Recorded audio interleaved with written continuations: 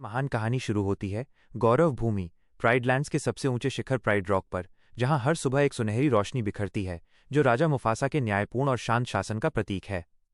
आज का दिन खास है क्योंकि जंगल के राजा और रानी सराबी के घर नए युवराज सिम्बा का आगमन हुआ है। दूर दूर से सभी जानवर, महान हाथी, फुर्तीले जेब्रा, ऊंचे जिराफ, यहां तक कि छोटे चूहे भी प्राइड रॉक के नीचे श्रद्धा से जमा हो रहे हैं। उनके चेहरों पर इंतजार और सम्मान का भाव है। रफीकी नाम के बूढ़े, समझदार और रहस्यमयी बंदर, जो जंगल के पुजारी और सलाहकार हैं, नन्हे सिम्बा को अपने हाथों में उठाते हैं।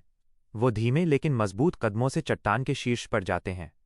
वहां पहुंचकर वो रुकते हैं और उस छोटे से शावक को एक पल के लिए चूमते हैं।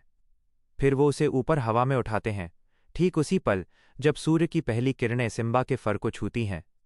नीचे खड़े सभी जानवर, जो इतने धैर्य से इंतजार कर रहे थे, अपनी खुशी को एक जोरदार आवाज में बदलते हैं।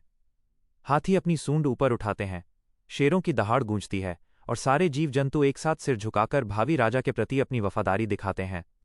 यह दृश्य बताता है कि अब जीवन का पहिया, जीवन चक्र सही रास्ते पर घूम रहा है। इस उजाले और खुशी से दूर अंधेरी गुफा के एक कोने में स्कार बैठा है। वह मुफासा का छोटा भाई है, जिसके दिल में हमेशा से राजा बनने की ईर्ष्या पल रही थी।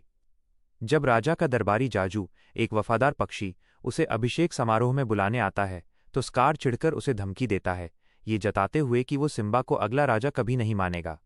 मुफासा स्कार को चेतावनी देता है कि वो अपनी सीमा पार न करे, लेकिन स्कार अपनी आंखों में छिपी शैतानी के साथ चुपचाप वहां से चला जाता है। स्कार को पता है कि अब उसे अपना सिंहासन पाने के लिए एक भयानक चाल चलनी होगी। वो जंगल के बाहर रहने वाले 3 भूखे और क्रूर लकड़बग्घों, शेंजी, बनजाई और एड के साथ मिलकर साजिश रचता है। वो उन्हें भरोसा दिलाता है कि अगर वो राजा बन गया तो गौरव भूमि में उन्हें शिकार करने की पूरी छूट मिलेगी। मुफासा अपने बेटे सिम्बा को एक पहाड़ पर ले जाता है, जहां से पूरा राज्य दिखाई देता है। वो सिम्बा को सिखाता है कि राजा होना केवल शासन करना नहीं, बल्कि अपने लोगों और अपनी धरती की रक्षा करना है। वो उसे जीवन के पहिए का गहरा रहस्य समझाता है। जब हम मर जाते हैं तो हमारा शरीर मिट्टी में मिल जाता है और उसी मिट्टी से घास उगती है, जिसे हिरण खाते हैं। हम सब एक दूसरे से जुड़े हुए हैं। मुफासा सिम्बा को काली घाटी नाम की एक डरावनी और बंजर जगह पर जाने से साफ मना करता है, लेकिन स्कार सिम्बा के मन में बहादुरी का झूठा जोश भरकर उसे उस खतरनाक जगह पर जाने के लिए उकसाता है। सिम्बा अपनी दोस्त नाला के साथ जाजू को चकमा देकर उस अंधेरी काली घाटी में घुस जाता है। वहां लकड़बग्घे उन पर हमला कर देते हैं, लेकिन अंतिम पल में मुफासा गरजते हुए आता है और अपनी ताकत से उन्हें मार भगाता है। रात को मुफासा सिम्बा को प्यार से समझाता है और उसे बताता है कि वो हमेशा उसके साथ रहेगा, ठीक वैसे ही जैसे आकाश के तारे राजाओं की आत्माएं हैं। स्कार ने अब अपनी सबसे खतरनाक योजना बनाई। उसने सिम्बा को एक संकरी घाटी में अकेले इंतजार करने को कहा। फिर लकड़बग्घों ने भैंसों के एक विशाल झुंड को डराकर एक भयानक भगदड़ शुरू कर दी। मुफासा को तुरंत खबर मिलती है। वह बेटे को बचाने के लिए जान की बाजी लगाकर दौड़ता है। अथक संघर्ष के बाद मुफासा सिम्बा को एक चट्टान पर सुरक्षित पहुंचा देता है, लेकिन वो खुद किनारे पर थक कर लटक जाता है। वह अपने भाई स्कार को मदद के लिए पुकारता है। स्कार ऊपर आकर एक पल के लिए रुकता है। उसकी आंखों में चमकती नफरत बताती है कि वो क्या करने वाला है। वह मुफासा को नीचे खाई में धकेल देता है, जहां मुफासा की भगदड़ में मौत हो जाती है। स्कार तुरंत सिम्बा के पास जाता है, जो अपने पिता के जाने से सदमे में है। स्कार अपनी बात को और कड़वा बनाते हुए झूठ बोलता है कि भगदड़ सिम्बा की गलती से हुई और मुफासा की मौत का दोष सिम्बा का है। स्कार उसे तुरंत भाग जाने की धमकी देता है, ये कहकर कि अगर वो वापस आया तो उसे भी मार दिया जाएगा।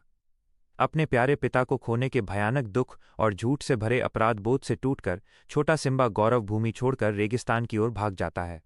रेगिस्तान में भटकते हुए सिम्बा भूख और प्यास से मरने वाला होता है। तभी उसे 2 खुशमिजाज दोस्त मिलते हैं, एक नेवला टिमन और एक सुअर पुम्बा। वे सिम्बा को बचाते हैं और अपने हरे भरे ठिकाने पर ले जाते हैं। वे सिम्बा को अपना जीवन नियम सिखाते हैं, कोई चिंता नहीं। टिमन और पुम्बा सिम्बा को समझाते हैं कि अतीत को पीछे छोड़कर जिंदा रहना जरूरी है। सिम्बा अपने दुख को दबाने के लिए उनके साथ लापरवाह जीवन जीना सीख लेता है। वो बड़ा और शक्तिशाली हो जाता है, लेकिन राजा बनने के अपने भाग्य को पूरी तरह भूल जाता है। इस बीच स्कार राजा बन जाता है और गौरव भूमि को लकड़बग्घों के हवाले कर देता है, जिससे सूखा पड़ता है और जंगल का जीवन खत्म होने लगता है। एक दिन गौरव भूमि से शिकार की तलाश में निकली सिम्बा की पुरानी दोस्त नाला भटकते हुए सिम्बा के ठिकाने पर पहुंच जाती है। वो सिम्बा को देखकर हैरान हो जाती है। नाला उसे बताती है कि स्कार ने गौरव भूमि को बर्बाद कर दिया है और सिम्बा को वापस आकर असली राजा बनना चाहिए। सिम्बा अतीत के डर से मना कर देता है। तभी बूढ़ा रफीकी सिम्बा को ढूंढ निकालता है। वो सिम्बा को सिखाता है कि अतीत दर्दनाक हो सकता है, लेकिन भागना कोई हल नहीं है। रफीकी उसे आकाश में अपने पिता मुफासा की आत्मा दिखाता है। मुफासा की आवाज़ सिम्बा को झकझोर देती है, तुम्हें याद रखना होगा कि तुम कौन हो। पिता की पुकार सुनकर सिम्बा अपनी जिम्मेदारी स्वीकार करता है। वो नाला, टिमन और पुम्बा के साथ गौरव भूमि वापस लौटता है। वो देखता है कि गौरव भूमि सचमुच एक उजाड़ जमीन बन गई है। सिम्बा स्कार को चुनौती देता है। स्कार अपनी चाल चलता है। वो सिम्बा को कोने में धकेलकर एक भयानक राज खोलता है, मैंने ही तुम्हारे पिता को मारा था। इस सच्चाई के सामने आते ही सिम्बा का सारा डर खत्म हो जाता है। वह गुस्से से भरकर स्कार पर हमला करता है। शेरों और लकड़बग्घों के बीच एक भीषण युद्ध होता है। सिम्बा स्कार को हराता है और उसे प्राइड रॉक से नीचे फेंक देता है। स्कार को अंत में उसी के लकड़बग्घे मार डालते हैं, क्योंकि स्कार ने उन्हें धोखा दिया था। सिम्बा अपनी मां सराबी और रानी नाला के साथ प्राइड रॉक पर चढ़कर जोरदार दहाड़ लगाता है। उसकी दहाड़ से आकाश गूंज उठता है और तुरंत भारी बारिश होने लगती है, जो सूखी धरती को जीवन देती है। गौरव भूमि में फिर से हरियाली लौट आती है। सिम्बा राजा बनता है और अंत में रफीकी सिम्बा और नाला के नए बच्चे को उठाकर सबको दिखाता है, जिससे जीवन का पहिया फिर से घूमता है और गौरव भूमि में शांति, न्याय और समृद्धि लौट आती है। यह वीडियो अच्छी लगी हो और ऐसी वीडियो देखने के लिए सब्सक्राइब करके बेल आइकन दबाना ना भूले।